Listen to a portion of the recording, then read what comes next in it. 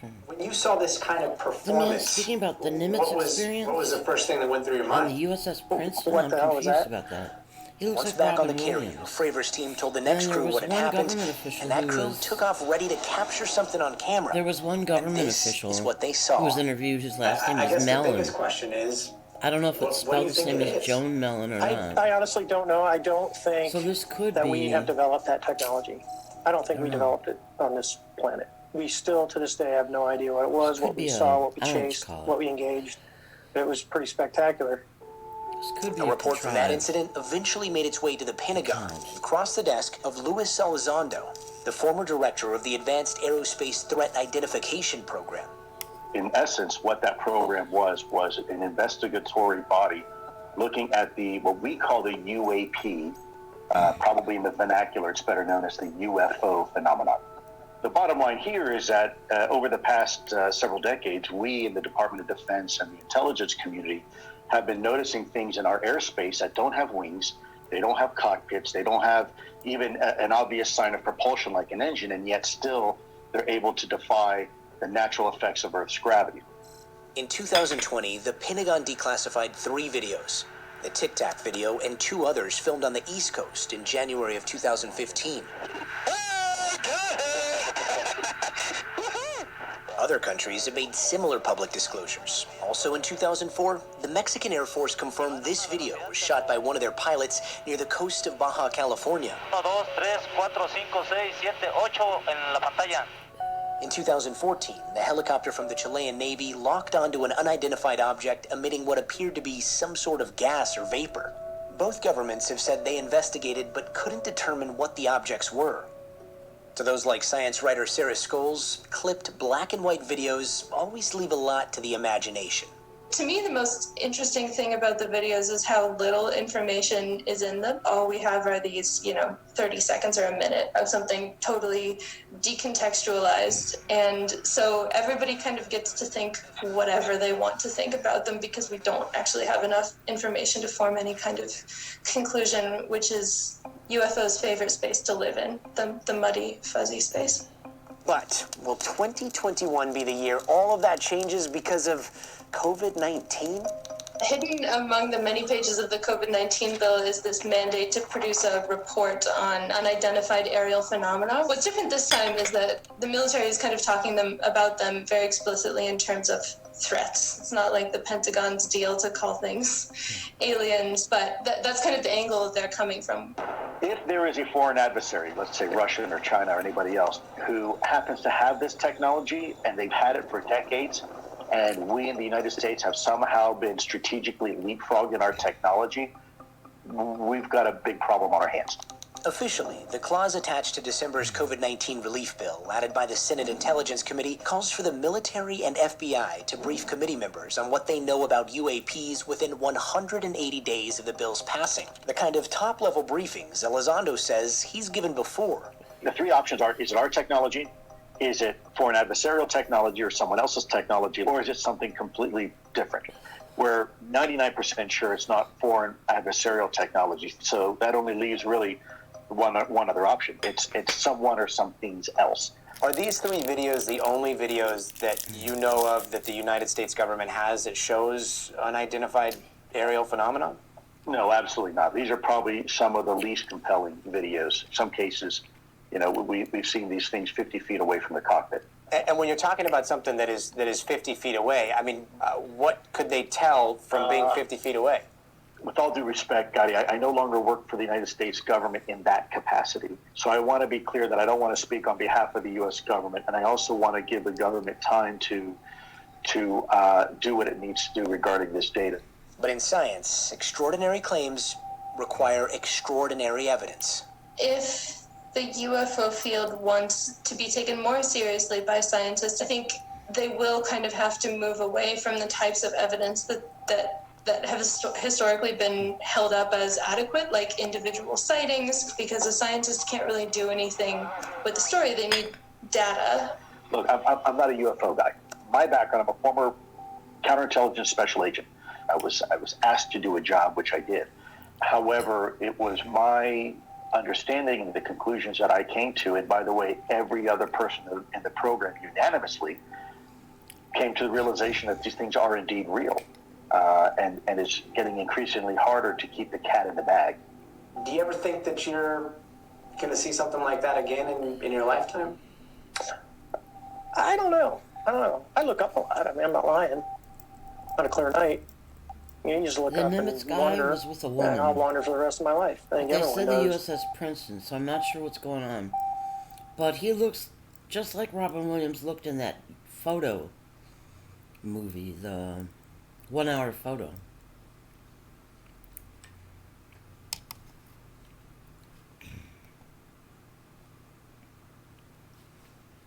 Okay. So I'm going to stop recording and see about putting this on Telegram.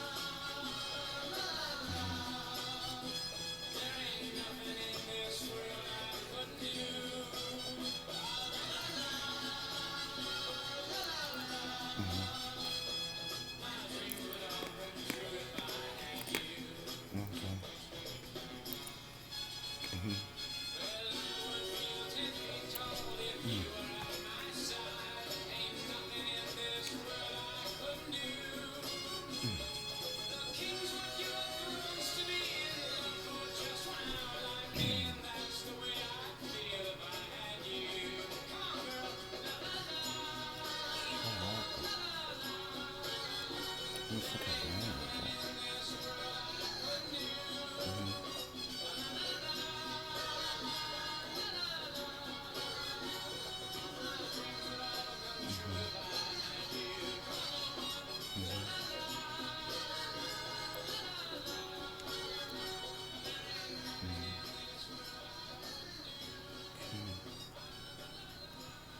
I'm gonna start recording and upload this. I'm not sure what's on it. In my thinking, I'm missing a file, but I may not be.